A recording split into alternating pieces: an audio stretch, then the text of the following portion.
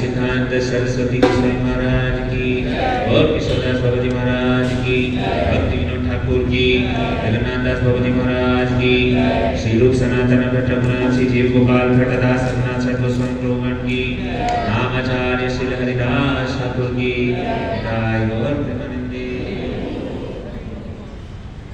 ओम नमो भगवते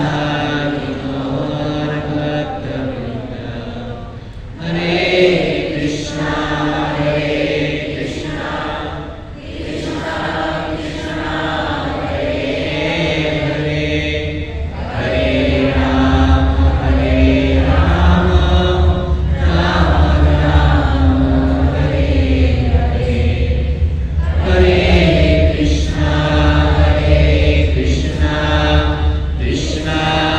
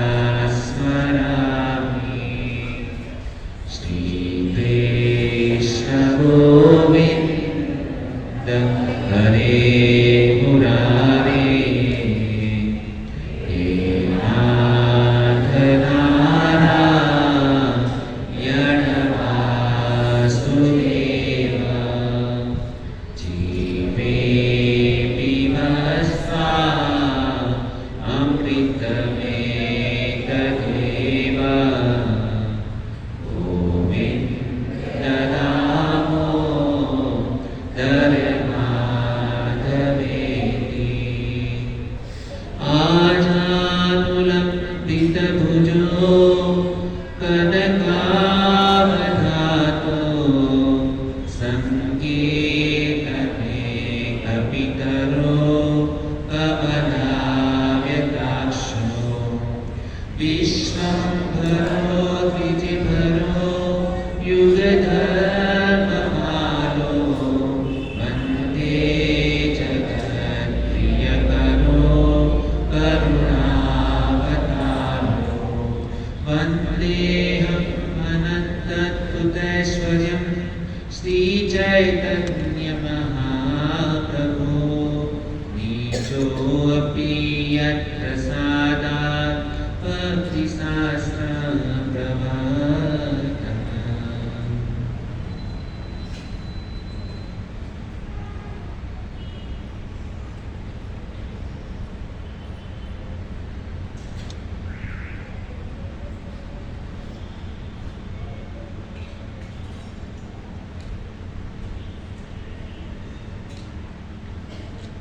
हरे कृष्ण।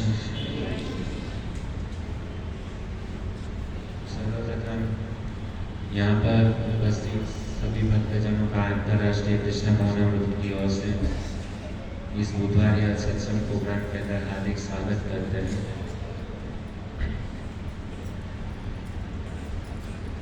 हमारे गुरु महाराज एवं एसी भक्तिवेदांत स्वामी श्रील प्रभुपाद महाराज एवं समस्त वैष्णवगण आचार्यगण श्री श्री राधा देतानी जगन्नाथ बलदेव सुभद्रा महारानी गौनीताई श्रीनाथ जी और यहाँ पे शिव जी काली माता गणेश जी इन सभी से प्रार्थना करते हुए और आप सभी भक्तों की कृपा से मैं यहाँ पर कुछ बोलने का प्रयास करूँगा। तो आप सभी भक्तों से निवेदन है कि कृपा करके उनको आशीर्वाद प्रदान कीजिए ताकि हम सही ज्ञान आपको प्रदान कर सकें। जो भी हमने हमारे गुरु महाराज से भगवद गीता के माध्यम से हमने जो भी कुछ श्रवण किया है वो आपके सामने परोस सकूं। तो भक्तों, हमारा परम भाग्य है कि हम यहाँ पे दहिसर नगरी के अंदर इस बुधवार के प्रति सप्ताह में हम लोग यहाँ पर एक बार मिलते हैं, भक्तों का संग करते हैं और भगवद गीता का हम लोग कुछ ज्ञान अर्जित करते हैं। भक्तों, यह जो ज्ञान हम जो प्राप्त करते हैं तो ज्ञान प्राप्त करने के लिए कुछ योग्यता होनी चाहिए। यदि हमारे पास ज्ञान अर्जन करने की योग्यता नहीं है तो हम इस ज्ञान को हासिल नहीं कर पाएंगे। आप लोगों ने जैसे देखा होगा कि हमारे घर पे मटका होता है, उस मटके के ऊपर ढक्कन होता है। यहाँ समझो ये पानी की बोतल है, पानी की बोतल के ऊपर ढक्कन है। तो ये जो पानी का मटका है ना, वो सबको पानी देता है। इवन ये पानी की बोतल है, तो ये पानी की बोतल भी क्या करती है, उससे हम पानी पी सकते हैं। लेकिन पानी की मटके के ऊपर जो ढक्कन है या पानी की बोतल के ऊपर जो ढक्कन है वो कंप्लेंट करता है मटके को या बोतल को कि भाई तुम सबको पानी देता है ना, और मैं तुझे संभाल के रखा हूं, लेकिन तुम मुझे ही पानी नहीं देते हो। क्या हुआ? तुम सबको पानी देते हो लेकिन मुझे पानी नहीं देते। इसका क्या कारण है? तो जो पानी ने जो जवाब दिया है ना, बहुत सुंदर। पानी बोलता है कि मैं सबको पानी इसके लिए देता हूं क्योंकि वो नीचे बैठे हुए हैं, और मैं तुमको पानी इसके लिए नहीं दे रहा हूं क्योंकि तुम मेरे सर के ऊपर बैठे हो। तो ज्ञान यदि अर्जित करना है ना, ज्ञान प्राप्त करना है ना, तो हमको क्या होना चाहिए? नीचे बैठ करके, कैसे जैसे चैतन्य महाप्रभु ने 8 श्लोक कहा है ना, तो उसमें से एक श्लोक बहुत ही महत्वपूर्ण है। त्रिनादपि सुनिचैन तरोरपि सहिष्णुना अमानिना मान देना कीर्तनीय सदा। भगवद गीता की भाषा में कहूं तो भगवद गीता में कहते तद्वितीय प्रणिपातेन परिप्रश्नेन सेवया उद्देश्यन्ति ते ज्ञानं ज्ञानिन तत्त्वदर्शिनि। कि ज्ञान प्राप्त करने के लिए शिष्य के अंदर क्या होनी चाहिए? जिज्ञासा होनी चाहिए, नम्रता होनी चाहिए। वरना कभी कभी कुछ लोग कहते हैं कि चलो हमने तो, हमारे पास तो बहुत ज्ञान प्राप्त है, चलो ये भी व्यासपीठ के ऊपर बैठा है, चलो इसको भी जरा टेस्ट मार लेते हैं, यह कितना ज्ञान है। नाम क्यों हम नीचे बैठकर क्यों सुनते हैं? कभी कभी कुछ लोग इसके लिए सुनते हैं कि चलो इस वक्ता को 10 में से इसको 8 मार्क दे दिया, ये वक्ता ने ठीक बराबर प्रवचन नहीं किया तो 10 में से उसको 7 मार्क कर दिया, ये वक्ता बिल्कुल भी बराबर नहीं बोला तो उसको 10 में से 2 मार्क दिया। कभी कभी कुछ श्रोतागण जो होता है ना, वक्ता को मार्क्स देने के लिए क्या करते हैं, सुनते हैं। यदि इस भावना से यदि हम प्रवचन सुनेंगे तो वो जो ज्ञान जो है ना, कभी भी हमारे हृदय के अंदर नहीं जाएगा। ज्ञान हमेशा क्या है, प्राप्त करने के लिए जीवन के अंदर नम्रता होनी चाहिए। इसके लिए आप लोगों ने देखा होगा कि स्कूल के अंदर भी जब टीचर पढ़ाती है तो उस बच्चे, जो बच्चा ज्यादा से ज्यादा टीचर को शरणागत होता है ना, उस बच्चे को ज्यादा से ज्यादा ज्ञान प्राप्त होता है। लेकिन कुछ अहंकार बस ईगो है, टीचर की मजाक मस्ती उड़ानी है, वो सबसे लास्ट में बैठा है और वो हमेशा डब्बू होते हैं, उसको ज्ञान प्राप्त नहीं होता है। क्यों? क्योंकि उसको अहम है, अहंकार है कि ये मुझे क्या सिखाएगा, मेरे पास तो सबसे पहले हमको क्या करना चाहिए, और जब भी बैठते हैं ना तो भगवान से प्रार्थना करनी चाहिए। व्यास देव है ना, उनसे प्रार्थना करनी चाहिए। हम भी यहाँ पर जो बैठे हैं ना, वो हमारी कुछ योग्यता नहीं है, लेकिन हम व्यास जैसे हम आते हैं तो सबसे पहला व्यास देव से प्रार्थना करते हैं, वे हमको कुछ बोलने की शक्ति प्रदान करते हैं। और ये जितना भी ज्ञान हमको प्राप्त हो रहा है ना, वो व्यास देव की कृपा है। उनके हम क्या है, दास हैं, और इसके लिए मतलब उनसे प्रार्थना करके हम क्या करते हैं, आप सबको बताते हैं। वरना व्यास देव की कृपा के बिना मुंह से एक शब्द भी निकालना बहुत मुश्किल है। आपने चाहे कितना भी पढ़ाई किया हो, कितना भी रट के आए हो, वो ज्ञान आपको मिलेगा, बोल नहीं पाओगे विदाउट व्यास देव की कृपा से। तो आइए दोस्तों, आज का हम जो टॉपिक है ना, वो प्रारंभ करते हैं। आजकल हम देखते हैं इस भौतिक संसार के अंदर इंडिया और पाकिस्तान वाले जितना झगड़ा नहीं करते, उतना झगड़ा एक सास और बहू में चलता है। सही बात है। पाकिस्तान वाले जितना परेशान नहीं करते, चाइना वाले जितना परेशान नहीं करते, अमेरिका वाले जितना परेशान नहीं करते ना, उतना परेशान सास को ऐसा लगता है बहू मुझे इतना परेशान करती है, और बहू को ऐसा लगता है कि सास परेशान करती है। ये प्रतिदिन की हमारी मतलब रोज की कहानी। तो उसी के ऊपर मैं आपको कुछ, देखिए शास्त्र के माध्यम से कुछ प्रैक्टिकल एग्जाम्पल जो है ना, हमको उसे सीखना चाहिए। तो बहुत ही सुंदर एक मतलब सास बहू की कहानी है। आजकल लोग टीवी सीरियल तो देखते हैं, बहुत सारी सीरियल आती हैं। हम जब भी छोटे थे तभी आती थी, सास बहू थी, कहानी घर घर की। आजकल तो कुछ नागिन फिगिन सब कुछ अलग अलग सीरियल आती हैं। तो हम लोगों को जो है ना, सबसे ज़्यादा इंटरेस्ट जो है ना, उस टीवी सीरियल को देखने में बड़ा मजा आता है। क्यों मजा आता है? देखो आजकल लोगों को जो है ना, कुछ मतलब जैसे कृष्णा सीरियल है, रामायण सीरियल है, वो देखने में मजा नहीं आता। लेकिन ये जो बाकी सब टीवी सीरियल के ऊपर जो एकता कपूर की जो सीरियल वगैरह है ना, उसमें बहुत इंटरेस्ट आता है। क्यों इंटरेस्ट आता है? हमको जो है ना, जो झगड़ा करता है ना, वो चीज हमको देखने में बहुत अच्छा लगता है। जैसे रास्ते में हम लोग जा रहे हैं हाईवे के ऊपर, तो हाईवे के ऊपर कभी कभी क्या होता है पता है, कभी किसी का एक्सीडेंट हो गया है ना, तो समझो एक कार वाले ने बाइक को ठोक दिया, एक्टिवा या स्कूटर है, किसी एक्सीडेंट हो गया, तो वो बेचारा एक्टिवा या स्कूटर के ऊपर नीचे गिरा हुआ है, उसके खून निकल रहे हैं। तो वहाँ पे सब लोग जो है ना, सब लोग जाते हैं। ट्रैफिक किसके लिए जाम होता है पता है?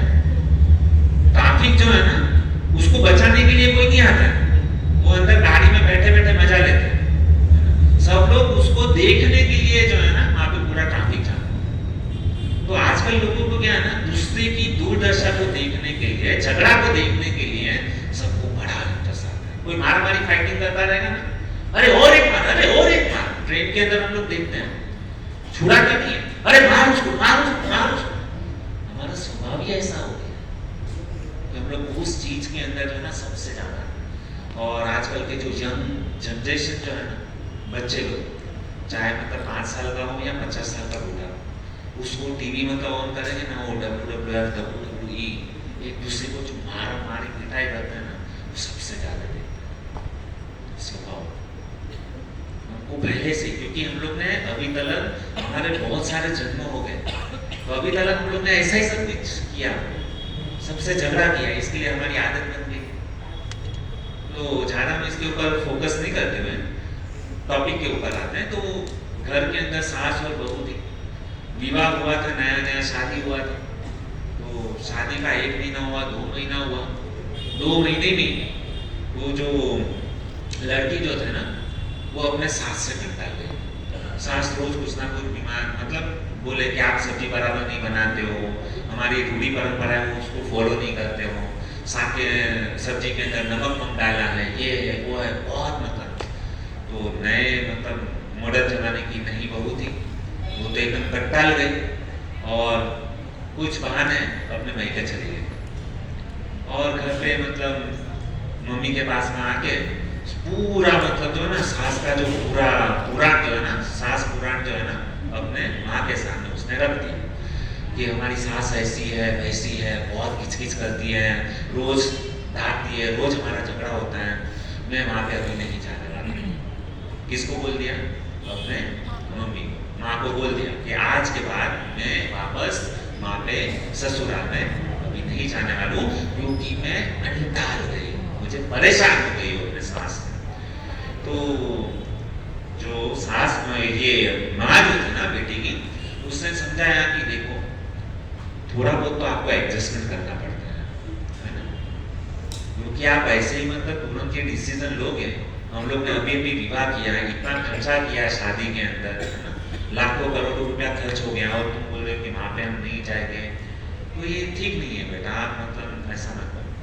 तो बेटी बोली कि माँ आपको पता नहीं है, वो मुझे इतना टॉर्चरिंग करती है ना, मैं रोज मुझे जो रात को जो है ना मुझे रोना आता है, मैं थक गई हूँ मेरी सांस से, मैं वहाँ पे एक पल के लिए भी जो है ना वहाँ पे नहीं रह सकती।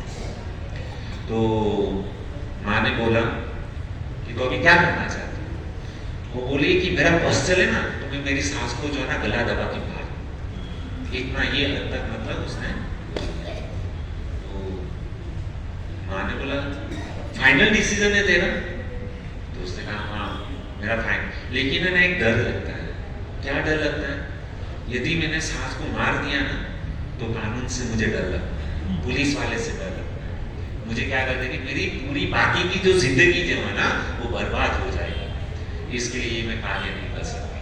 अच्छा एक काम कर, मैं तुझे एक उपाय बताती हूँ। अभी माँ देखो, माँ ने क्या उपाय दिखाया? वो सीधी माँ जो है ना अपने किचन में गई और किचन में जा करके, रसोई घर में जा करके उसने 2 पूड़ियाँ, जहर की 2 पूड़ियाँ जो है ना अपनी बेटी को दी और अपनी बेटी को कहा कि देखो ये मैं जहर की 2 पूड़ियाँ आपको देती हूँ, संभालना, तेरे घर का माहौल जो है ना ऑलरेडी खराब है, यदि तूने कुछ भी उल्टा सुल्टा कुछ डिसीजन लिया ना तो सारा डाउट जो है ना तेरे ऊपर है। मैं तुमको ये 2 जहर की पूड़ियाँ देती हूँ, उसको क्या करो तुम, रोज थोड़ा थोड़ा, जैसे बोलते हैं ना मीठा जहर, तो थोड़ा थोड़ा जहर जो है ना सब्जी के अंदर डालते हैं, ज़्यादा नहीं। तो क्या होगा, वो जहर जो है ना कम से कम 5-6 महीने में तुम्हारे सांस के उसमें जाएगा ना, और उसके लिए सब्जी वो सब अलग बनाना है ना, और मैं जैसे बताती हूँ ऐसा करना, 6 महीने में तेरी सांस का जो है ना राम नाम सत्य हो जाएगा, टेंशन ना। बाद में तू खुश ना, अरे बेटी तो एकदम खुश हो गई, क्या उपाय बताया आपने, तुम मेरी सही में माँ हो। और जैसे ही जहर की 2 पूड़ियाँ दी ना तो उसके साथ में जो है ना माँ ने कहा कि सावधान, उसके साथ में मैं तुमको एक और एक मैं सलाह देती हूँ। क्या सलाह देती हूँ कि तुम रोज जो है ना, देखो डायरेक्टली तुम यदि देखो एक तुम काम कर रहे हो अपनी सांस को मारने का, तो किसी को डाउट नहीं जाना चाहिए। तो सबसे पहले 6 महीने तक तुमको क्या करना है, अभी आने वाले 6 महीने की में तुमको क्या करना है कि सबसे पहले जो है ना तुमको तुम्हारी सांस के लिए उसको जो सब्जी पसंद है ना वो सब्जी बना, उसको मनपसंद सब्जी, उसको जो अच्छी लगे ना रोज उसके लिए स्वादिष्ट व्यंजन बना। उसने कहा ठीक है ना। दूसरी शर्त, दूसरा उसने कहा कि तुम्हारी सांस जैसा बोले ना, तुम्हारी सांस बोले अभी दिन है, अभी दिन नहीं है लेकिन बोले ना दिन है, तो बोला हाँ अभी दिन है, अभी रात है, रात है, सब जो बोले ना वो तुमको क्या करना है, हाँ में हाँ मिलाना। कुछ भी कार्य बोले ना तो उसको मना नहीं करना। नो शब्द तुम्हारे मुख से कभी होना नहीं चाहिए। Yes, always ready. सुबह को उसने बोलती है तुमको सुबह को 5 बजे उठना है। यस सासू माँ, मैं 5 नहीं 4:30 बजे उठ जाऊंगी। बाद में सास बोलती है कि भाई तुमको पूरे परिवार का टिफिन बनाना है। हाँ बना दूंगी। बाद में हमारे घर पे जितने भी मेहमान आएंगे सबके लिए रसोई बना, ठीक है बना दूंगी। दोपहर को आराम नहीं करना है, नहीं करेगी। टीवी सीरियल नहीं देखना है, नहीं देखूंगी। मोबाइल व्हाट्सएप यूट्यूब फेसबुक नहीं देखना है, नहीं देखूंगी। कभी भी मतलब वो जैसा बोले ना वैसा। बाद में सास बोलेगी मेरे पाँव दबाओ, पाँव दबाना है, गला मत दबाना। तो उसने कहा ठीक है, मैं सब कुछ करने के लिए क्या है रेडी, लेकिन मुझे मेरी सास से छुटकारा चाहिए। तो ये सब कंडीशन उसने हाँ बोल दी। जो सेवा बोले ना सब सेवा करने के लिए तुमको रेडी रहना है। और लास्ट में अंतिम बात में बताना चाहता हूं क्या, ये ध्यान रखना, अपनी सास से जो है ना एकदम प्यार से रहना, उससे बहुत मोहब्बत करना। उसके साथ में 6 महीने जो है ना वो बहुत प्यार देना। उसकी खुद की बेटी ने जितना प्रेम नहीं करते ना उससे करोड़ों गुना ज्यादा प्रेम जो है ना तुमको उनके साथ में करना। बेटी बोली ये तो थोड़ा मुश्किल हो जाएगा क्योंकि मेरा उनका 36 का आंकड़ा है, तो लेकिन प्रयास करना जितना हो सके उतना। झूठ मूठ का करना थोड़ी ना असली में प्रेम करना है। झूठ मूठ प्रेम करने में क्या, किसी को झूठ मूठ में आई लव यू बोलने में क्या प्रॉब्लम है, ठीक है। तो उसने कहा ठीक है ना। इतना कहते हुए वो जो लड़की जो है ना अपने ससुराल जाती है। अभी धीरे धीरे क्या हुआ, 1 महीना बीता, 2 महीना बीता, 3 महीना बीता। धीरे धीरे उसने वो जो जहर की जो गुड़िया जो थी ना सब्जी में डालना चालू किया। सास जो भी बोलती थी वो सब कार्य उसने बहुत इंटरेस्टिंग के साथ एकदम दिल से उसने क्या किया, उसके साथ में हंसती थी, मुस्कुराती थी, परिवार का ख्याल रखती थी, ससुर का ख्याल रखती थी, अपने पति देव की इतनी सेवा करने लगी, इतनी सेवा करने लगी। बाद में कुछ धीरे धीरे क्या हुआ, 4 महीना 5 महीना बीत गया। अभी जैसे 5 महीना बीता ना तो 5वें महीने में वापस वो जो है ना अपनी माँ के पास में गई। और 5 महीने के बाद में जब माँ के पास में गई ना तो माँ के पास में जो है ना जाकर के सीधा रोने लगे। इतना रोई कि उसकी बात मत पूछो। उसने कहा कि माँ मुझे जो है ना आपने जो साल की गुड़िया दी थी ना उसका तोड़ मुझे चाहिए। कैसे भी करके जो है ना मैं मेरी सास को बचाना चाहती हूँ। माँ कहने लगी अरे तू 6 महीने पहले मेरे पास में आई थी, मुझे बोल रही थी कि तू बोल रही थी मैं एक दिन भी तेरी सास के साथ में तू नहीं रह सकती, और आज तू बोल रही है कि मतलब इसका तोड़ चाहिए। मैं मेरी सास को मरना नहीं चाहती हूँ, है ना। तो लेकिन पूरा भी क्या है, रवैया पूरा चेंज हो गया। बेटी का जो स्वभाव जो है ना वो चेंज हो गया। और माँ को कहने लगी, रोने लगी, गिड़गिड़ाने लगी। उसने बोला कि तेरा रवैया क्यों चेंज हो गया, है ना। अभी तक तो अपने सास को मारना चाहती थी, विरोध करती थी। तो उसने बोला नहीं नहीं माँ, मेरी सास जो है ना बहुत अच्छी है। अरे जब भी तू पहली बार मेरे पास में आई ना तभी मैं तुझे समझा रही थी कि भाई तेरी सास जो है ना एकदम 100% सही है, रवैया तुम्हारा गलत था। तुम्हारी सास तो एकदम परफेक्ट थी, गलत तुम थी। लेकिन अब क्या कर, रोने लगी, गिड़गिड़ाने लगी। तभी उस समय माँ ने कहा तू टेंशन मत ले, मैंने तुमको जो गुड़िया दी थी ना वो आजमा पाउडर जो रहता है ना उसका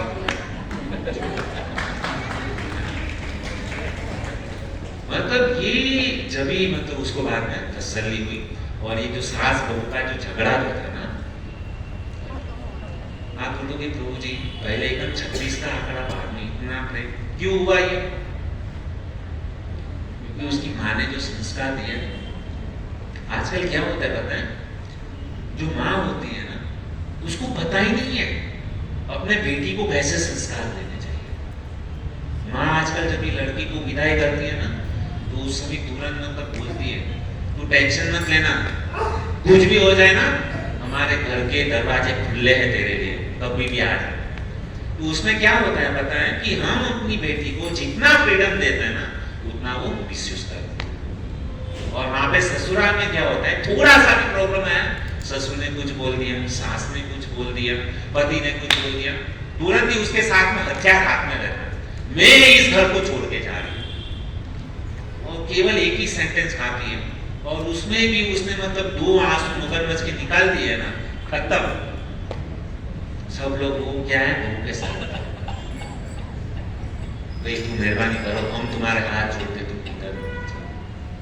दूसरा प्रॉब्लम क्या होता है पता है, ये जो घर बिगाड़ने का काम जो है ना ऐसे होता है, जब भी एक स्त्री जो है ना जैसे विवाह होता है ना, विदाई होने के बाद में उसका जो घर का जो संबंध है ना वो उसके दरवाजे बंद हो जाने चाहिए। माँ को ये शिक्षा देनी चाहिए कि आज से तुम्हारा घर जो है ना तुम्हारा ससुराल है, तुम्हारे सास और ससुर वही तुम्हारे माता पिता है। आजकल हम हमारे बेटियों को ये शिक्षा देते हैं।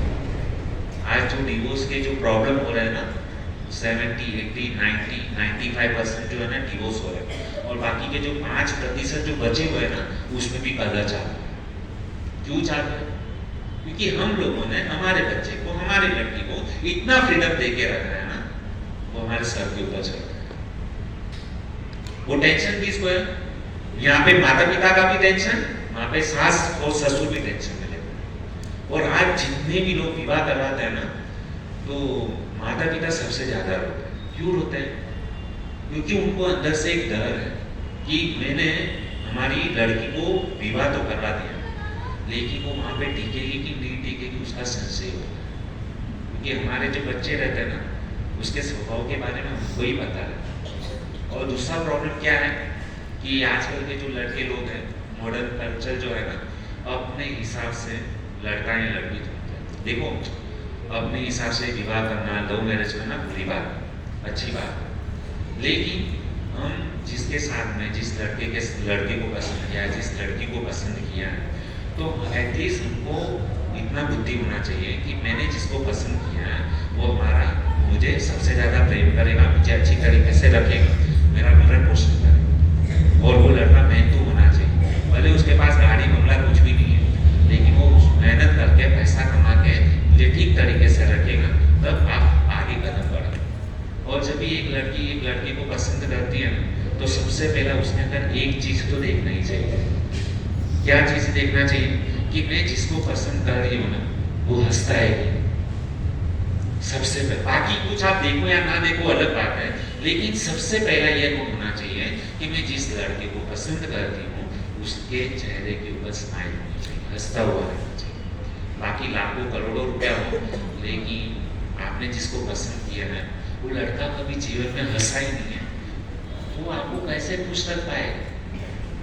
ये बहुत ही मतलब महत्वपूर्ण बात है। जब भी कोई भी लड़की देखने जाओ ना या लड़का देखने जाओ, दोनों के अंदर ये होना जरूरी है। मुस्कुराहट है यदि चेहरे के ऊपर नहीं है तो जीवन समझ लेना बर्बाद, पूरा जिंदगी जो है ना रोना है। और मैं याद कर रहा हूँ रामायण का प्रसंग, जैसे मैं बोल रहा था कि लड़की जब भी विदा होती है ना तो उसको समझ लेना, माता पिता को बोल ही देना चाहिए कि आज के बाद ये तुम्हारा घर नहीं है, तुम्हारा घर जो ससुराल है वही तुम्हारा घर है। हाँ कभी बार त्योहार कभी कुछ होता है, फेस्टिवल होता है, तभी तुम यहाँ पर आ सकते हो, लेकिन कितना टाइम? 2-5 दिन, और कुछ बड़ा फेस्टिवल है तो ज़्यादा से ज़्यादा 15 दिन 20 दिन, उससे ज़्यादा।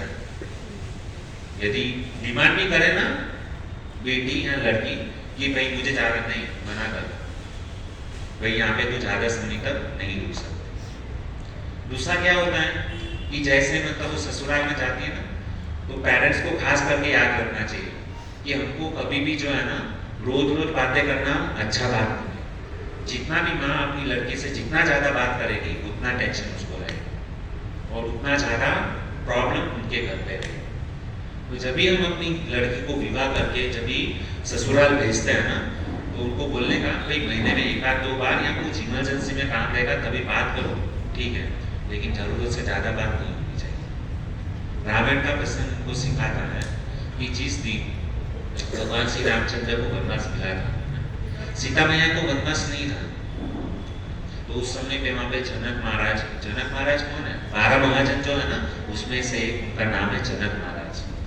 तो वहाँ पे बड़े बड़े ऋषि वहाँ पर ये थे, और निर्णय हुआ कि भगवान श्री रामचंद्र वनवास जाने वाले। सीता मैया ने तो बाद में डिसीजन लिया कि मैं राम के साथ में जाऊँ। तो सब लोग वहाँ पे दशरथ, बाद में कौशल्या, सब मतलब ये सोच रहे थे कि भगवान श्री रामचंद्र वन में चले जाएंगे तो सीता मैया को क्या हो, बेचारी सीता मैया अकेली रहना और विदाउट पति के बिना रहना थोड़ा मुश्किल हो जाएगा। तो उनके घर वाले सब लोग बोल रहे हैं कि तुम जनक अपने पिता के वहाँ पे जो है ना तुम चले जाओ। तो सीता मैया कितने, देखो सीता मैया के पास हमको कितने अच्छे संस्कार लेने चाहिए। जनक मतलब वहाँ पे मतलब दशरथ महाराज बोल रहे हैं, उनका पति बोल रहा है कि मैं 14 साल तक वन में जाने वाला हूँ, तो तुम क्या करो अपनी माँ के पास में, क्योंकि अकेले ससुराल में पति देव के बिना रहना बहुत मुश्किल हो जाएगा। तो सब लोग उसको ऋषि मुनि यहाँ तक बोल रहे हैं कि तुम वहाँ पर जाओ, लेकिन सीता मैया ने कहा कि नहीं, मेरा पति जहाँ पर रहेगा ना वहाँ पर ही मैं अपना ये करूँ। तो उन्होंने ऐसा नहीं बोला कि चलो मैं ससुर मतलब अपने मई के चली जाऊँ, और उसकी माँ ने उसको संस्कार दिए हुए थे, कुछ भी हो जाए वापस यहाँ पे घर में वापस कभी न आना। तो ये संस्कार हम लोगों को भी अपनी बेटियों को देना चाहिए। यदि हम अपना बेटी का है ना उसका जीवन यदि सुधारना चाहते तो ये संस्कार अवश्य देना चाहिए। तो बहुत मतलब ये सुंदर शिक्षा है। और कहते हैं कि सार बात यह है, ये जो मैंने कहानी आपको बताई ना, यदि आपको हमारे रिश्ते अच्छे रखने हैं, सबके साथ में संबंध अच्छे बना के रखना है, तो हमको क्या करना चाहिए? हमारी जो जबान जो होती है ना, जबान के ऊपर सहज रखना चाहिए, शब्द रखने चाहिए, मीठे शब्द। ये जितने आप मीठे शब्द रखोगे ना उतने ही आपके रिश्ते जो है ना मीठे होंगे। लेकिन हमारे क्या प्रॉब्लम क्या है, हमको कभी मीठा मतलब शब्द बहुत कम निकलता है, तिरछी वाणी मतलब मुझसे निकलती है, अभ्यास नहीं है। देखिए ये धीरे धीरे हमको अभ्यास करना चाहिए। ऐसा नहीं केवल यहाँ पे मंदिर में आते हो तो खाली मीठे शब्द बोलते हो, हरे कृष्णा प्रभु जी दंडवत प्रणाम, ऐसा। ये जो यहाँ पर जो होता है ना वो चीज हमारे घर में भी होना चाहिए। सबसे प्रेम करो, मोहब्बत करो, चाहे सास ससुर कुछ भी हो। यदि आप मीठे दो शब्द से मतलब उनको पुकारते हो ना, उनको कितना अच्छा लगता है। संबंध जुड़ते हैं, कैसे जुड़ते हैं? प्रेम और मोहब्बत से ज्यादा संबंध जुड़ता है। बाकी तो हम देखते हैं कि हम गलती कभी कभी कर बैठते हैं और हम गलती ढूंढने जाते हैं। बहुत ही सुंदर कहते हैं कि धूल जो थी ना, धूल चेहरे पर थी और हम आईना साफ कर रहे थे। धूल चेहरे पर थी और आईना साफ कर रहे थे। तो हमारी जो गलतियां होती है ना उसको सुधारने का प्रयास करना चाहिए। दूसरों की गलती ढूंढने से पहले अपने आप की गलती को देखना चालू करना चाहिए। यदि हमने हमारी गलती समझ ली ना, हमने यदि सोच लिया कि यहाँ पे जितने भी लोग हैं सब अच्छे हैं, कुछ प्रॉब्लम ही नहीं, केवल मैं ही बुरा हूं, बाकी सब अच्छे हैं, इधर भी प्रॉब्लम है। लेकिन हम उल्टा समझते हैं, मैं खुद अकेला अच्छा हूं, बाकी सब खराब है। यह विचार जब तक जीवन में रहेगा तब तक दुखी है। तो ठीक है, तो हमको यदि रिश्ते सुधारना है तो हमारे ये जो जीवा है ना उसके ऊपर सहज रखना पड़ेगा, सख्त रखनी पड़ेगी, तभी हमारे रिश्ते जो है ना वो सुधरेंगे। इवन जो बिगड़े हुए रिश्ते को भी अगर सुधारना है ना तो झुक जाओ, माफी मांग लो कि हाँ हमसे गलती हो गई।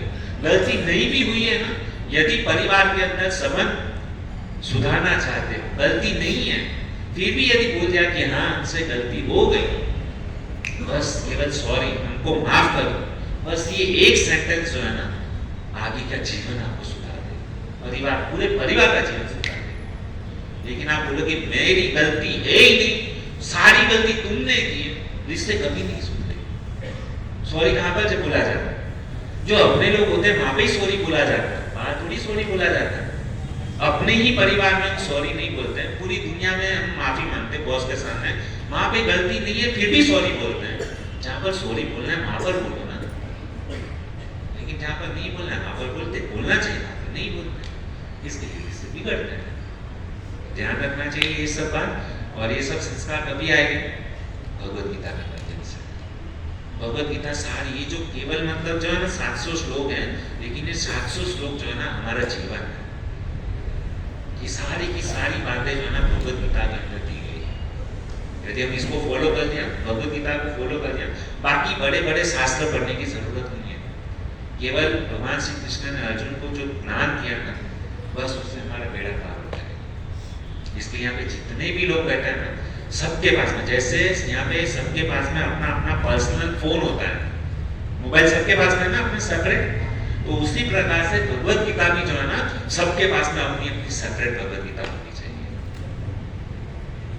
तभी हम हमारी संस्कृति को उजागर करता है। पर्सनल बात है, कृष्णा जो है ना प्रेम पत्र आपको जो है ना पर्सनल देना चाहता है। भले तमाम मतलब एक भगवत गीता से काम नहीं चलेगा। यदि आपने अपनी अपनी पर्सनल भगवत गीता होगी ना, जैसे हम हमारे मोबाइल से पर्सनल बातें करते हैं ना, तो उसी प्रकार से भगवत गीता यदि हमारी पर्सनल रहेगी ना, तो भगवान आपसे पर्सनल बात करेंगे। जैसे एक प्रेमी अपनी प्रेमिका से पर्सनल बातें जो है ना वो अपने प्रेमिका से बोलता है, तो भगवान श्री कृष्ण भी हम सबको प्रेम करते हैं, तो भगवान श्री कृष्ण भी हमारे साथ में पर्सनली बात करेंगे। हमारा जो भी प्रॉब्लम है वो यदि हम भगवान के साथ में मतलब यदि शेयर करेंगे, तो भगवान कृष्ण भगवत गीता के माध्यम से हमारे जीवन में जितने भी दुख है ना, वह दुख का आपको निराकरण बताएंगे। क्यों बताएंगे? क्योंकि वह हमसे प्रेम करते हैं।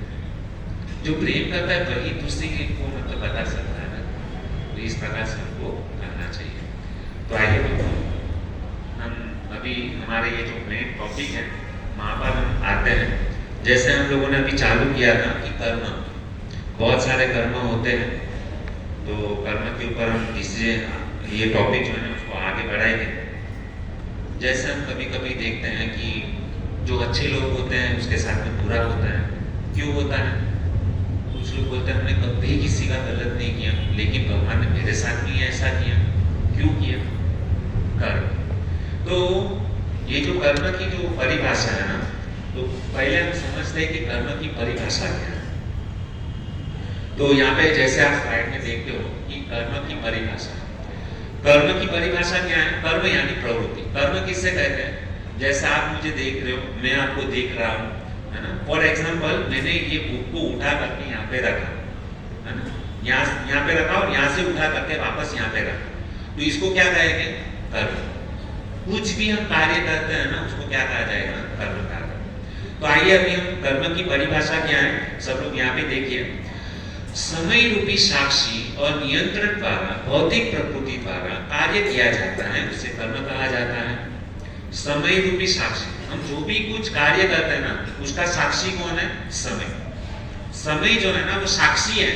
हम चाहे अच्छे कार्य करते हैं या बुरे कार्य करते हैं, जब भी ऊपर जाते हैं ना तो बहुत सारे मतलब जो है ना हमारे ऊपर सीसीटीवी कैमरा लगे हुए होते हैं। कभी कभी हम सोचते हैं कि रात को 12 बजे के बाद में कुछ गलत कार्य कर देंगे, तो ये जो चंद्रमा है ना वो हमारा साक्षी है। ये जो रात्रि जो है ना वो साक्षी है। यदि हम कुछ गलत कार्य करते हैं ना तो वो वहाँ पे पुरावा देते हैं कि इसलिए अपनी ये गलत कार्य किया। तो इसके लिए समय रूपी साक्षी और नियंत्रण द्वारा भौतिक प्रकृति द्वारा, भौतिक प्रकृति यानी हमारी जो भौतिक प्रकृति है, जिस जगत में हम रहते हैं वो भौतिक प्रकृति, कार्य किया जाता है उससे कर्म कहा जाता है। समय की साक्षी में और भौतिक प्रकृति के अंदर हम जो भी कुछ कार्य करते हैं उसको क्या कहते हैं? कर्म। इतना समझ में आ गया? अभी कर्म के नियम, कर्म के क्या नियम है? हम जो कुछ भी करते हैं, जो भी कुछ कार्य करते हैं, सोचते हैं, सोचना भी कर्म है। हम हमारे दिमाग में कुछ अच्छे विचार आते हैं, कभी बुरे विचार आते हैं, तो ये भी क्या है? कर्म है। उसके लिए हम खुद जवाबदार हैं। हमारे दिमाग में हम अच्छा भी सोच सकते हैं, बुरा भी सोच सकते हैं। अभी आप यहाँ पर बैठे हो, तो आप सोच सकते हो कि हाँ चलो प्रभु जी ने ये प्रवचन दिया तो मैं घर पे जाकर के भगवत गीता को पढ़ूंगा, ये हमारे दिमाग में अच्छा विचार है। लेकिन जैसे ही आप बाहर जाते हो ना तो आप सोचते हो ये व्यक्ति बहुत बुरा है, इसने मेरे साथ में गलत किया है ना, इसको तो मैं मार दूंगा। तो ये क्या हो गया? गलत विचार। तो आप सही सोचते हो, गलत सोचते हो, उसका भी परिणाम जो होता है ना वो कर्म बंधन लगता है। तो हम जो भी कुछ करते हैं, सोचते हैं, उसके लिए हम खुद जवाबदार हैं। इसलिए हम जो कुछ भी करते हैं उसके परिणाम से सावधान रहना चाहिए। हम जो भी कार्य करें ना उसके पहले सोचना चाहिए मैं जो भी कार्य करता हूँ इसका परिणाम क्या होगा, उसका रिजल्ट क्या होगा। मैंने कुछ भी किया, जैसे आपने सोचा कि अभी मैं घर पे जाके ना भगवत गीता पढ़ूंगा, तो उसका रिजल्ट क्या आने वाला है, अच्छा या बुरा? अच्छा। अब यहाँ पे आप बैठे बैठे सोचो कि उसने मेरे साथ में गलत किया, मैं उसका खून कर दूंगा, तो उसका परिणाम क्या होगा? खराब। देखिए, आपको इतने बुद्धिमान कि हम सबको पता है कि अच्छा क्या है और बुरा क्या है ना? लेकिन हम कितना फॉलो करते हैं? आप रात को जब भी सोते हो ना, एक डायरी लीजिए और एक पेन लीजिए और उसमें जो है ना पूरा दिन आपने आपके मन के अंदर कितने अच्छे विचार आए और कितने बुरे विचार आए कंपैरिजन कर। मैं अभी मतलब बोलना नहीं चाहूंगा, लेकिन आप अपने आप को एग्जामिनेशन कीजिए कि मैं पूरा दिन आज मैंने कितने अच्छे विचार किए, कितने बुरे विचार किए, तो आपको समझ में आ जाएगा कि भगवान मुझे क्या पनिशमेंट देने वाले हैं। मेरा आगे का दिन, कल का दिन मेरा कैसा होगा। यदि आज आपने पूरा अच्छा दिन मतलब अच्छे कार्य किए तो उसका रिजल्ट आपको अच्छा मिलेगा। आज आपने पूरा दिन मतलब क्या है, सबकी निंदा की है, झगड़ा किया है, तो आपको खुद को समझ में आ जाएगा कि मेरा कल का दिन खराब होगा या आगे का जिंदगी खराब होगा। ये अपने आपको रोज लिखना चाहिए ताकि हमको पता चले। हम महीने के बाद में देखते हैं ना कि हमारे पास में कितना इनकम आया, कितना आउटगोइंग गया, मेरे पास में कितना बैलेंस है और आगे मुझे कितना लगने वाला है। तो ये हम रोज हर महीने हम सोचते हैं। तो उसी प्रकार से जीवन का लेखा जो है ना, हमको रोज प्रतिदिन हमको ये क्या करना चाहिए, इसके बारे में सोचना चाहिए कि भाई आज मैंने कितने लोगों को परेशान किया, कितने लोगों को दुखी किया, कितना झूठ बोला, कितना सच्चाई बोला, कितना पुण्य किया, कितना पाप किया। इसका हिसाब आपको रखना चाहिए ताकि आगे चल करके आप देखोगे, रोज यदि आप लिखोगे ना तो धीरे धीरे क्या होगा पता है आपको? आपके समझो आपने आज 100 चीज लिखी, उसमें से 50 अच्छी है, 50 बुरी है ना? तो यदि आप रोज लिखते जाओगे ना, आपको पता चलेगा कि 50 मेरी जो बुराई है ना, धीरे धीरे जो है ना 50 से जो है ना 10 पे आ जाएगी। आपको खुद को अच्छा लगेगा कि मैं धीरे धीरे सुधर रहा हूं। और यदि 50 की जगह पे 70-80 बुराइयां आने लगी तो आपको समझ में आ जाएगा कि मैं सुधर नहीं रहा हूं, मैं बिगड़ रहा हूं। रोज हमको ये एक्सरसाइज जो है ना वो करना चाहिए, ठीक है? तो ये सब जो है ना कर्म का जो है ना हमको ये है। तो कर्म का जो है ना क्या होता है, सबसे पहले प्राथमिक ज्ञान। कर्म के नियम का क्या है? प्राथमिक ज्ञान। जैसे आप स्लाइड पे देखते हैं, कर्म का प्राथमिक ज्ञान, विविध प्रकार के कर्म होते हैं और कर्म का फल कब मिलता है, इसके ऊपर हम क्या करेंगे, चर्चा करेंगे। जैसे पिछले हफ्ते मैंने बताया, जरूरी नहीं है कि हमने जो भी कुछ यहाँ पे सुना है तो उसका रिजल्ट कल का कल ही आएगा। 25 साल पहले बनी हुई घटना है ना, यदि हम लोगों ने ध्यानपूर्वक सुना है तो वो आज भी आपको उपयोग में आ सकता है। जैसे मैंने वो एग्जाम्पल दिया था बाप और बेटे का। पिताजी जो है ना उसको पूरा जिंदगी टॉर्चरिंग करते रहे, लेकिन उसको क्या लग रहा था कि मेरा बाप जो है ना वो दुश्मन है। लेकिन जब भी बड़ा होकर के जब इंटरव्यू के लिए जाना है, तभी उसको समझ में आया कि वास्तविक में मेरा बाप मुझे जो अभी तक पूरा जिंदगी 22 साल तक मुझे जो टॉर्चरिंग कर रहा था ना, वो टॉर्चरिंग नहीं था, वो मुझे शिक्षा दे रहा था, टीचिंग कर रहा था। और तभी वो इंटरव्यू जब भी देने गया तो जब भी उसने कहा कि केवल 2 प्रश्न पूछे, तुम्हारा नाम क्या है और तुम कब से ज्वाइन कर रहे हो। वो हक्का बक्का हो गया कि आपको पता चलता है कि नहीं, आप तो मेरे से ज्यादा पढ़े लिखे लोग हो, है ना? और आपने केवल 2 प्रश्न पूछा। आपको प्रश्न कौन से पूछने चाहिए कि भाई मैं आपकी कंपनी के लिए कितना पैसा कमा के दे सकता हूँ, आपके कंपनी का प्रोग्रेस कितना करके दे सकता हूँ, वो प्रश्न आपको मुझे पूछने चाहिए। उसकी जगह पे आप बोल रहे हो कि तुम्हारा नाम क्या है और कल से ज्वाइन हो जाओ, मुझे समझ में नहीं आया। तो उसने तभी वो इंटरव्यू वाले ने जो मतलब कहा है ना बात, बहुत बात जो है ना लड़की को दिल में छू गई। क्या बात दिल में छू गई कि उसने बोला कि कंपनी को कैसे मैनेजमेंट करना, सिस्टम क्या है, कितना ऑपरेटिंग सिस्टम है, क्या है, कैसे संभालना, वो सब जो है ना हमारा पूरा कंपनी का स्टाफ मिलकर के जो है ना आपको वो बता देंगे। लेकिन तुम्हारे अंदर ये जो तुम्हारे माता पिता ने जो तुमको ये जो शिक्षा दी है ना, यह शिक्षा जो है ना हम सब मिल करके भी जो है ना कभी भी हम तुमको नहीं दे पाएंगे। इस बात जब भी लड़के ने सुनी ना तो उसी समय वो चौथा आंसू से जो है ना वहां पे ही रोने लगता है। वास्तविक में मतलब तुरंत ही वो जाके, जो लड़का ये सोचता है कि मैं आज के बाद कभी मेरे पिताजी के साथ में रह नहीं सकता हूँ, मैं जैसे ही मतलब मुझे अमेरिका यूएस का वीजा मिल जाएगा, तुरंत ही मैं मेरे बाप को छोड़ करके जो है ना लंदन या वगैरह वहां पे जॉब करने के लिए चला जाऊंगा, लेकिन मेरे बाप के साथ में नहीं रहूंगा। और वही लड़का जो है ना इंटरव्यू में फर्स्ट क्लास से पास हो गया और तुरंत ही भागता हुआ जो है ना, जो बाप को छोड़ने वाला था, वही लड़का जो है ना उसके बाप के पास में जाके साष्टांग दंडवत प्रणाम करता है कि पिताजी थैंक यू वेरी मच, और मुझसे बहुत बड़ी गलती हो गई, क्योंकि आज तक पिताजी के सामने बोला नहीं था, लेकिन वो उसने जो भी गलतियां की थी ना, वो रोते रोते जो है ना अपने बाप के सामने बोलता है कि मैंने पूरी जिंदगी आपको जो है ना हमेशा मन ही मन जो है ना आपको केवल गाली ही देते रहा, लेकिन आपने मुझे जो डांटा है, जो भी कुछ शिक्षा दी है ना, आज मुझे जो है ना वो काम में आ गई है। और पिताजी मैं आज जो है ना इतनी बड़ी कंपनी के अंदर मुझे फर्स्ट मतलब इंटरव्यू में मुझे सिलेक्ट कर लिया और कंपनी का मुझे हेड बना दिया, कितनी अच्छी बात। तो इसलिए जो बड़े लोग होते हैं ना, हमारे माता पिता, टीचर, गुरु, हमको जो भी शिक्षा देते हैं, भले हमको अच्छी ना लगे, लेकिन वो जो है ना हमारे भलाई के लिए होती है। हमको लगता है कि हमको इतना डांटते, ये करते, वो करते हैं, यहाँ पे भी कभी कभी हम आवेश में कुछ गुस्से में कुछ भी बोल भी देते हैं, हो सकता है किसी के हृदय में कुछ ठेस भी पहुंचती होगी, बुरा भी लगता होगा, लेकिन किसके लिए? हम सुधर जाए उसके लिए।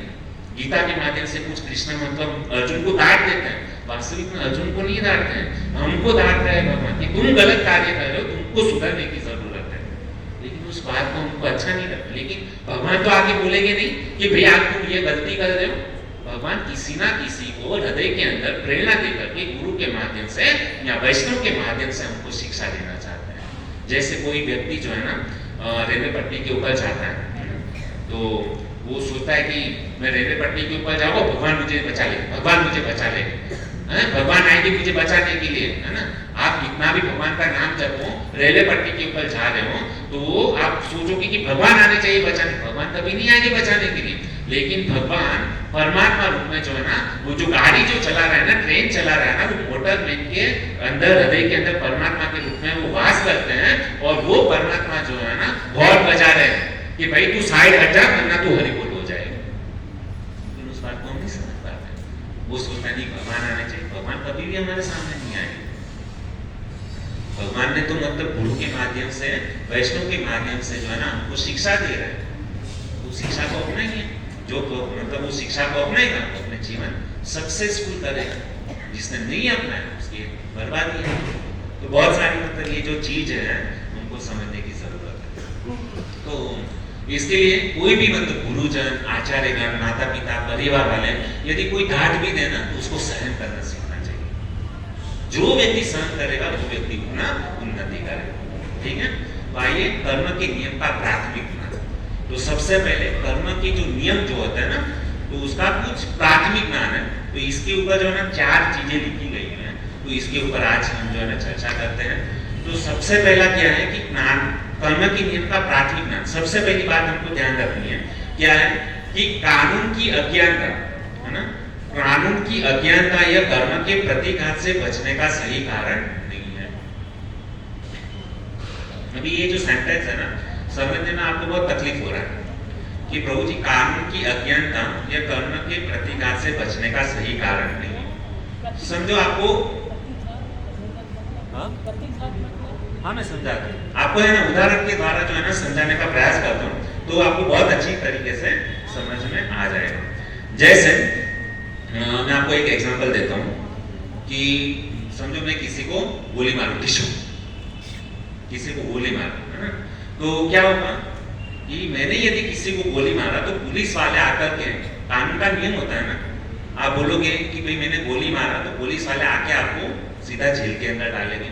लेकिन आप कहोगे मुझे तो प्रभु जी ये कानून पता ही नहीं था, तो कानून का क्या किया, प्रतिघात किया। गवर्नमेंट के द्वारा जो नियम बनाए गए उसका उल्लंघन करते हो तो आपको उसकी सजा जो है ना भुगतनी पड़ेगी। एक बात नहीं करना है और अच्छी तरीके से समझना है।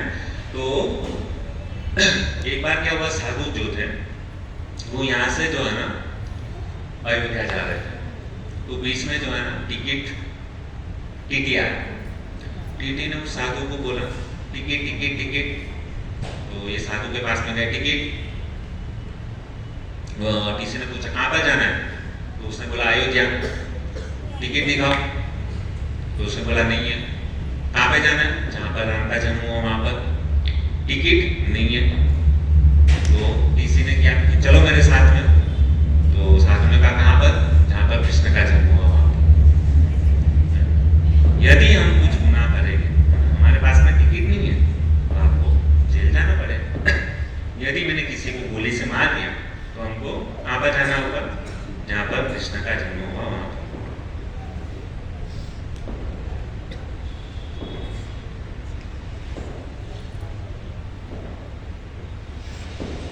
दूसरा एग्जांपल मैं आपको बताना चाहूँगा कि जैसे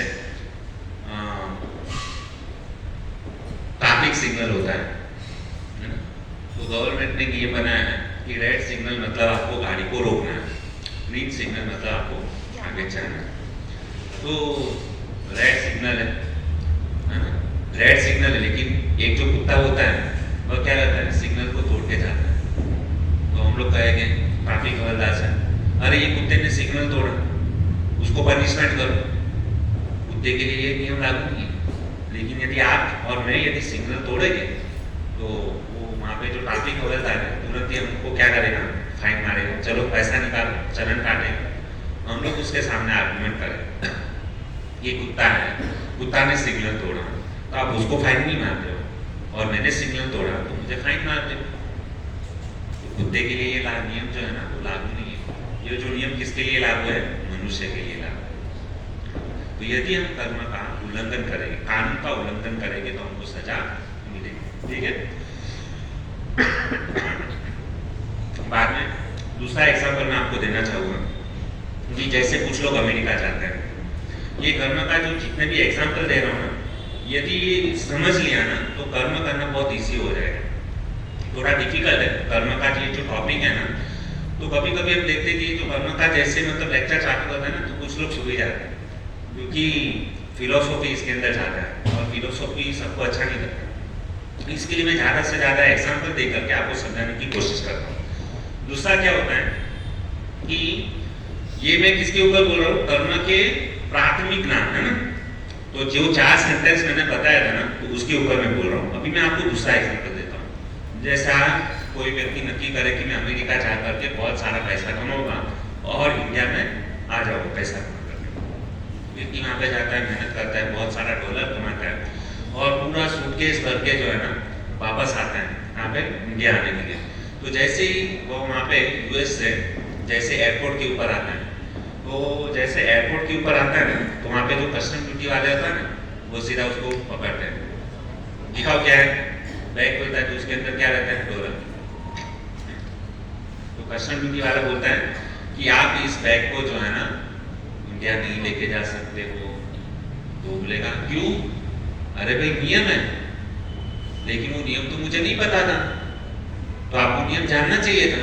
बेचारे ने इतनी मेहनत किया, पूरा जीवन अमेरिका में पैसा कमाया और अभी क्या कर रहे हैं, पैसा कमा करके वो डॉलर को लेकर के इंडिया में आ रहे हैं, लेकिन कस्टम ड्यूटी वाले ने तुरंत उसको पकड़ लिया। हमको चाहे नियम पता हो या ना पता हो, लेकिन उसका परिणाम आपको भुगतना पड़ता है। जैसा अमेरिका का नियम है कि आप जो है ना डॉलर वहाँ से डायरेक्टली आप बैग भर के यहाँ पे नहीं लेके जा सकते। नियम तोड़ा तो उसको आपको भुगतना पड़ेगा। ये आपको दूसरा एग्जाम्पल। अभी वैसे ही कई बार लोग जो है ना बोलते हैं कि प्रभु जी हमको ये चीज पता नहीं था, है ना। पता नहीं था उसका मतलब ये नहीं है कि आप छूट जाओगे, चाहे आपको पता हो या ना पता हो, तो उसका परिणाम आपको भुगतना पड़ेगा। तो महाभारत के अंदर एक बहुत ही सुंदर एक कथा आती है। तो यहाँ पे सब लोगों ने मुंडक ऋषि का नाम सुना होगा। ये जो मुंडक ऋषि जो थे ना, वो क्या थे कि एक दिन ऐसा घटना घटा कि वो अपने झोपड़ी में बैठ करके जो ना भगवान का ध्यान कर रहे थे।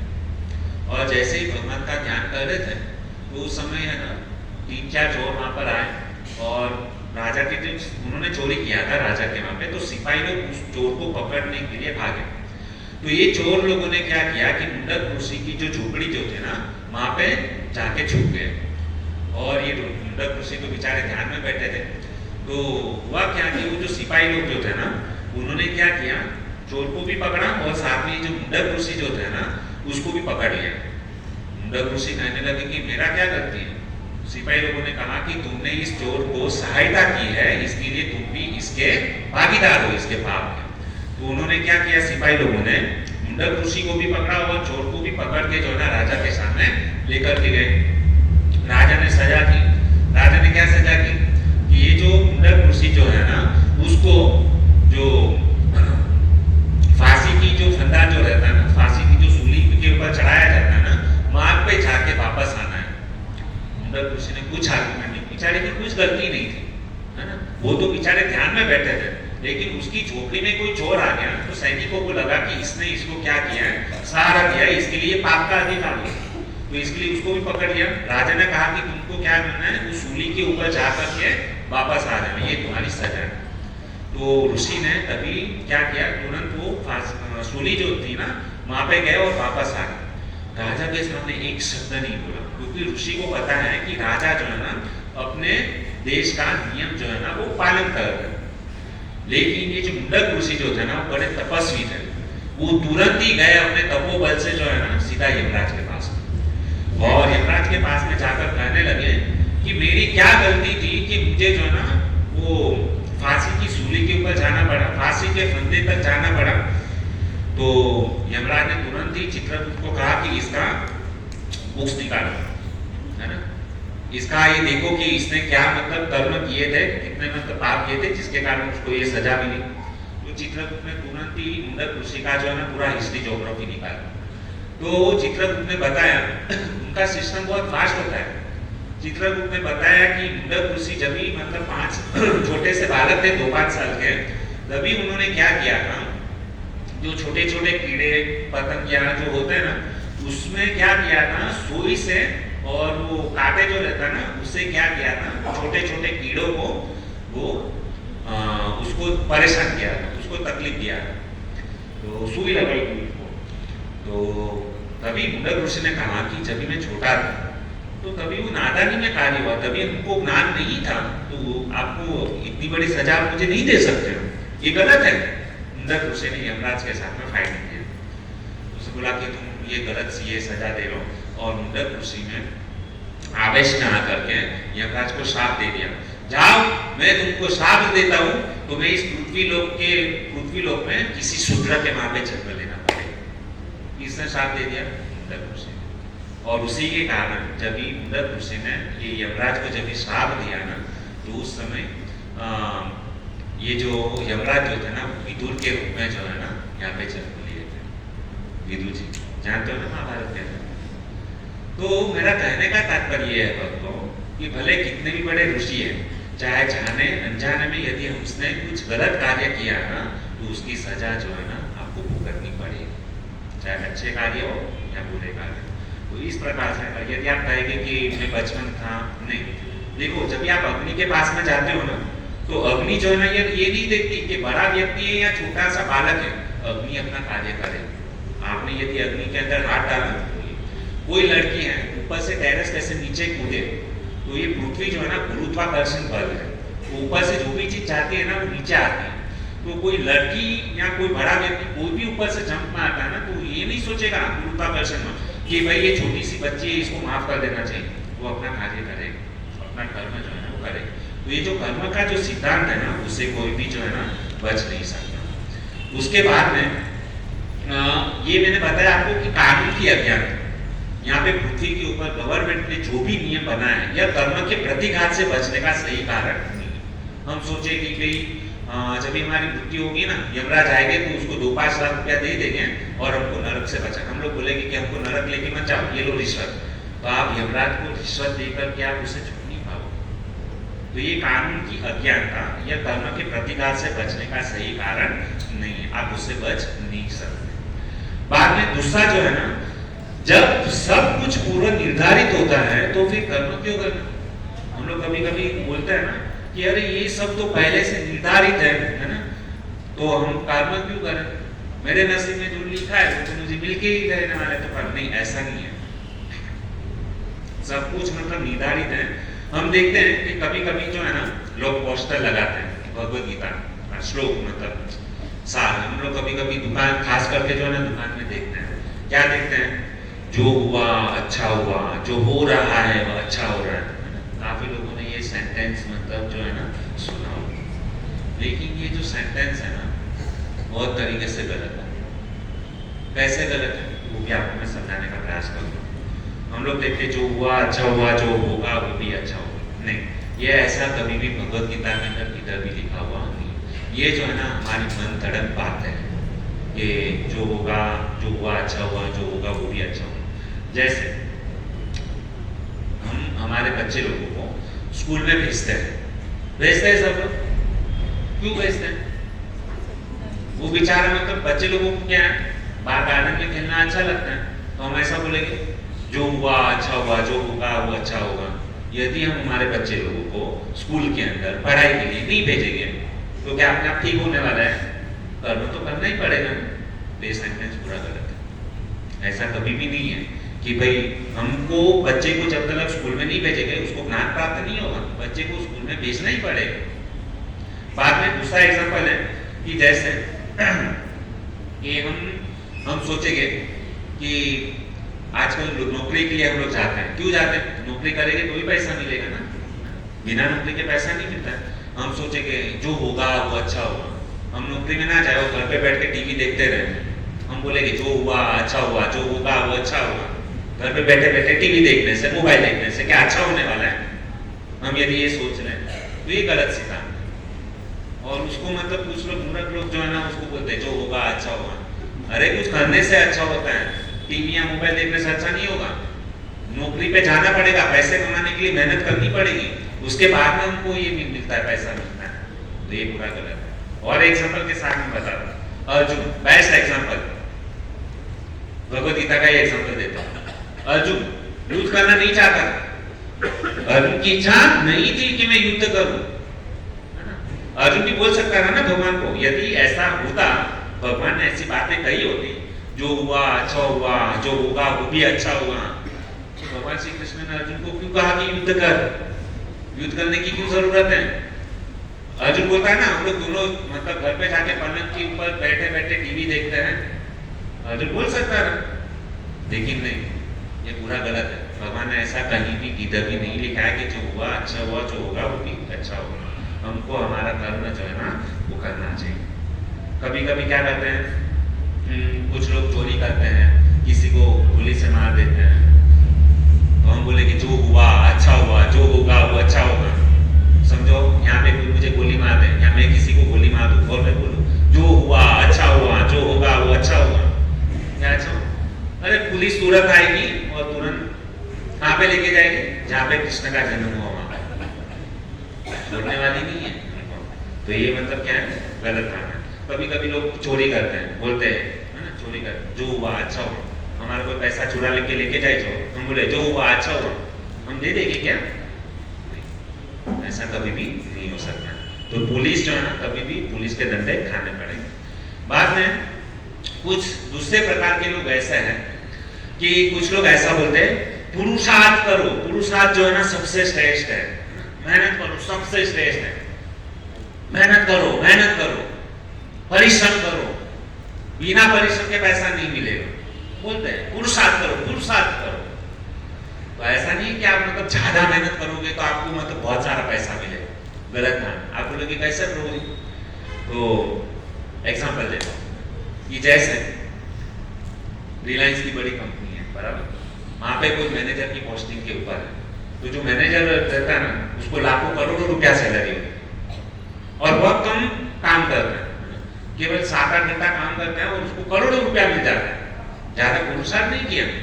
दूसरा एक बंदा है बेचारा बेगारी है, बिल्डिंग बनाता है, मेहनत करता है, बेगारी है। मामा लोग जो होते हैं ना वो बेचारे हाथ गाड़ी लेकर के जाते हैं, सीमेंट की गोनी लेकर के जाते हैं, ईंट लेकर के जाते हैं, वो कितना मेहनत करते हैं, लेकिन केवल दिन का 200 या 300 रुपया कमाते हैं। हम बोलते पुरुषार्थ करो, पुरुषार्थ करो, मेहनत करो, मेहनत करने से पैसा मिलेगा। बेचारा कितनी मेहनत कर रहा है, कितना रुपया कमाता है दिन का? केवल 200-300 रुपया, और वो वहाँ पे आराम से ऑफिस में बैठे बैठे। हमारे कुछ डायमंड मार्केट वाले हैं, वहाँ पे बीकेसी में केवल एक फोन लगा देते हैं, रोज का लाख रुपया कमा लेते हैं। कहाँ पे क्या है मतलब समझ में नहीं आया। ये कर्म है ना। तो ये जो कर्म जो है ना कैसे बनता है? कर्म का फल देखो, हमारा कार्य मतलब मैं ऐसा, मैं आप लोग मत समझना कि कल से मेहनत करना बनता है, नहीं, मेहनत सबको करनी, जितना भगवान ने हमको शक्ति दिया ना उतनी मेहनत करनी, जरूरत से ज़्यादा नहीं करना, जितना हमारे पास में चलता है। लेकिन मेहनत के साथ साथ में हमको अच्छे कर्म करने चाहिए। देखो हमको इतनी मेहनत क्यों करनी पड़ती है पता है? क्योंकि हमारा पिछले जन्म का कर्म जो है ना वो खराब है। पिछले जन्म का कर्म जो है ना वो खराब है, उसके लिए हमको इतना मेहनत करना पड़ता है। और वो रिलायंस का जो मैनेजर है ना, बैठे बैठे 5-6 घंटा मेहनत करके लाखों करोड़ों रुपया कमा रहा है, क्योंकि उसका पिछले जन्म का कर्म का पुण्य जो है ना उसका बाकी है। समझ में आ रहा है? पिछले जन्म का पुण्य का फल जो है ना उसका भुगतना बाकी है, इसके लिए वो बैठे बैठे क्या कर रहे हैं, कम मेहनत करके ज्यादा पैसा कमा रहे हैं। और हम और आप 24 घंटा मेहनत कर रहे हैं, लेकिन फिर भी रोज का 500, 1000, 2000 रुपया केवल कमा रहे हैं, क्योंकि हमारा पिछले जन्म का पुण्य जो है ना कुछ है ही नहीं, अच्छा कर्म ही नहीं किया। इसके लिए तो आगे का जिंदगी सुधारना है ना, तो अभी का जो कर्म करते हो ना वो कर्म अच्छा करो, तो आगे का जिंदगी जो है ना सुधर जाएगा। ये कर्म का सिद्धांत बड़ा ही मतलब ये है। और हम जो भी कुछ कर्म करते हैं ना उसको भगवान के ऊपर सौंप देना चाहिए। हम भगवान को जबरदस्ती नहीं कर सकते हैं कि मैंने अच्छा कर्म किया तो अभी का कोई रिजल्ट तुमको देना ही पड़ेगा, वो भगवान की स्वतंत्रता है। हमने जो कुछ कर्म करते हैं उसका रिजल्ट जो है ना वो भगवान के ऊपर है, उसको देना है तो दे सकते हैं, नहीं देना तो नहीं दे सकते, उसको हम जबरदस्ती नहीं कर सकते हैं, तो भगवान के ऊपर है। इसके लिए कर्म ऐसा करोगे भगवान भी हमारे कर्मों को देखेंगे, भगवान को भी देने के लिए मजबूर होना पड़ेगा। लेकिन ऐसा कर्म, ऐसा पुण्य की पूंजी वो जमा करनी। ठीक है भक्तों, तो मैं यहाँ पर मैं अपनी वाणी को विराम देता हूँ। 9:35 हो गए, तो बहुत बहुत धन्यवाद आप सभी भक्तों का। और ये आगे का ये जो कर्म का टॉपिक है ना बहुत इंटरेस्टिंग है भक्तों।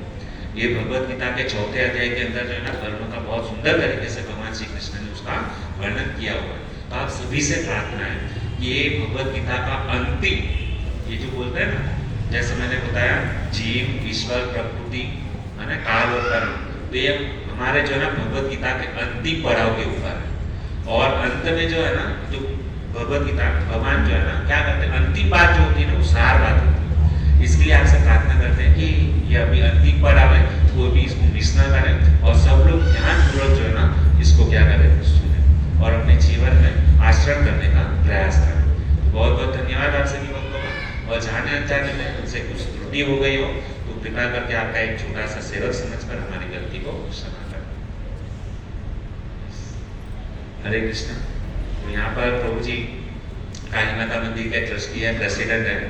तो जैसे हमारा यहाँ पे हम हर बुधवार को अनाउंसमेंट करते हैं 3 और 4 तारीख को स्वामी विवेकानंद स्कूल में शनिवार और रविवार के दिन बड़ा सा प्रोग्राम ISKCON के कारण, मतलब ऐसे तो ये लोग का पर्सनल प्रोग्राम है, लेकिन ISKCON के माध्यम से वो क्या कर रहे हैं, इस प्रोग्राम को बड़ा पैमाने के ऊपर आयोजित किया गया है और अथाह परिश्रम में लगे हुए हैं वो लोग। और बहुत सारे उसके अंदर जो है ना देखो बड़ा कार्यक्रम है, इतने कम से कम 5-10 हज़ार लोग आएंगे, तो उसके लिए लक्ष्मी भी लगती है, सब कुछ लगता है।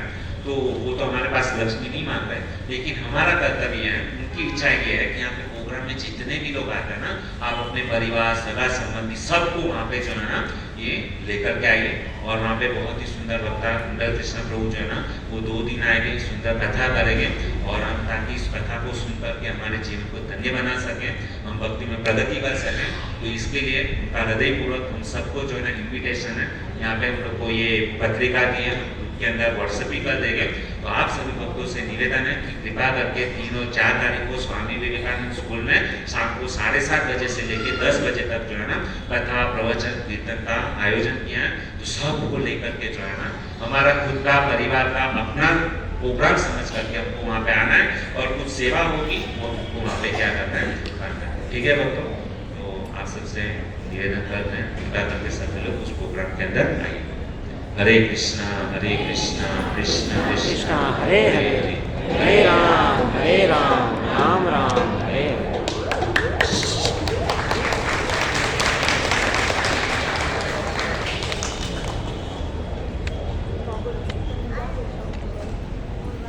हरे कृष्णा कृष्ण कृष्ण हरे हरे, हरे राम राम राम हरे। हरे कृष्णा कृष्ण कृष्ण हरे हरे, हरे राम राम राम हरे। तो बहुत ही सुंदर प्रकार से इस ग्रेस जीवन कृष्ण प्रभु जी ने हम सबको भगवत गीता के माध्यम से बहुत सुंदर बताया कि कर्म के बारे में, कर्म किस प्रकार करना चाहिए। शुरुआत में प्रभु जी ने बताया एक बहुत ही सुंदर सास बहू का एग्जाम्पल देके किस प्रकार से लड़कियों को शादी के बाद उनका ससुराल ही अपना घर होता है, वो समझना चाहिए। वो अपनी माता पिता को वैसे संस्कार उनको देने चाहिए। बहुत ही सुंदर प्रकार से समझाया। ये किस लिए समझाया कि आगे जाके शादी करने के बाद अपनी ही बेटी ससुराल में जाके दुखी ना हो, और वो दुखी ना हो उसके कारण हम भी दुखी ना हो, मतलब हमारे माता पिता भी दुखी ना हो। इसलिए बताया है क्योंकि आजकल ऐसे ही मतलब चल रहा है सब, डिवोर्स के केसेस ज़्यादा हो रहे। प्रभु जी ने बताया, हम सब देख ही रहे हैं, पेपर में न्यूज़ में सुन ही रहे हैं। इसलिए ये सत्संग एक माध्यम है संस्कार प्राप्त करने के लिए, क्योंकि स्कूल और कॉलेज में और ऑफिस में संस्कार नहीं दिए जाते हैं। वहाँ केवल धन कैसे कमाए जाए, पैसे कैसे कमाए जाए, वही सिखाया जाता है। इसलिए सत्संग में हमको पूरे परिवार के साथ आना चाहिए, ताकि हम अपने बेटे बेटी को, अपने माता पिता को, सभी जन क्या है संस्कार प्राप्त कर सके। तो बहुत ही सुंदर प्रकार से प्रभु जी ने बताया कर्म के बारे में भी, किस प्रकार का कर्म करना चाहिए, कैसे कर्म करना चाहिए, बहुत सारे एग्जाम्पल देके बताया। और जो लास्ट में बताया कि ऐसा कहीं पर भी नहीं लिखा है भगवत गीता में कि जो होगा अच्छा होगा, जो हुआ वो अच्छा होगा। हाँ, लेकिन बोलने के लिए अच्छा है कि जो होगा वो अच्छा होगा, जो हुआ वो अच्छा होगा। पॉजिटिव है ना, मतलब एक पॉजिटिव ठीक है। लेकिन ऐसा बोलेंगे कि जो हुआ वो अच्छा नहीं हुआ, जो होगा वो भी अच्छा नहीं होगा, ऐसा बोलेंगे तो नेगेटिव मतलब थिंक चले जाएंगे। तो बोलने के लिए अच्छा है, लेकिन ये सिद्धांत मतलब ये सेंटेंस गलत है। जो होगा वो अच्छा होगा, जो हुआ वो अच्छा होगा, ये गलत है। प्रभु जी ने साबित करके बताया, बहुत सारे एग्जाम्पल भी दिए। तो आइए प्रभु जी का एक बार हरे कृष्ण महामंत्र बोलकर अभिवादन करते हैं। हरे कृष्णा कृष्णा कृष्णा हरे हरे, हरे राम राम राम हरे। और आज का जो सुंदर महाप्रसाद है वो एक दो माता जी ने मिलकर